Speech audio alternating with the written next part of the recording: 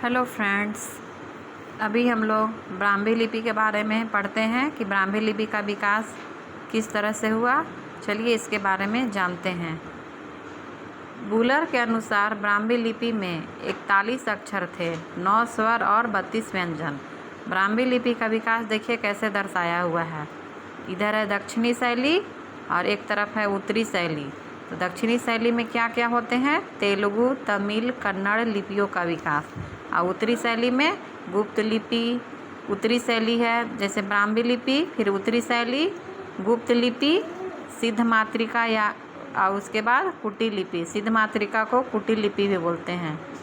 मतलब ब्राह्मी लिपि होगा, उसके बाद होगा उत्तरी शैली, गुप्त लिपि और सिद्ध मातृका या कुटी लिपि। उसके बाद है देवनागरी लिपि 9वीं सदी, शारदा लिपि 10वीं सदी। सिद्ध मातृका लिपि को डॉक्टर वुलर ने न्यून कोणीय लिपि नाम दिया है। यही लिपि कालांतर में कुटिल लिपि नाम से प्रसिद्ध है। सन 588 से 89 ईस्वी का बोध गया का अभिलेख सिद्ध मातृका लिपि में ही है। देवनागरी लिपि के बारे में चलिए पढ़ते हैं।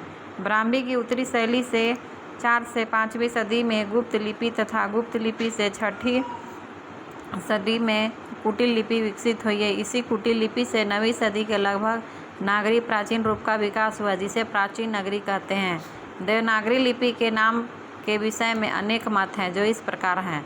प्रसिद्ध बौद्ध ग्रंथ ललित विस्तार में वर्णित नाग लिपि से नागरी नामकरण हुआ। नगरों में प्रचलित होने से देवनागरी नाम पड़ा। पाटलिपुत्र को नगर और चंद्रगुप्त को देव कहने के कारण देवनागरी नामकरण किया गया। देखिए यूजीसी नेट में देवनागरी लिपि के बारे में ये सब आता है, क्रम से सजाने के लिए कि कौन कैसे कैसे बोले हैं, ये सब ध्यान से देखिएगा।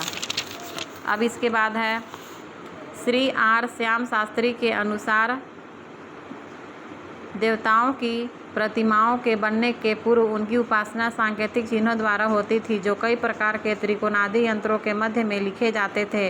वे यंत्र देवनागर कहलाते थे और उनके मध्य लिखे जाने वाले अनेक प्रकार के सांकेतिक चिन्ह वर्ण माने जाने लगे। इसी से उनका नाम देवनागरी हुआ। गुजरात के नागर ब्राह्मणों के नाम पर नागरी नाम पड़ा। डॉक्टर धीरेन्द्र वर्मा के अनुसार मध्ययुग के स्थापत्य की एक शैली के नाम नागर होने से नागरी नाम पड़ा।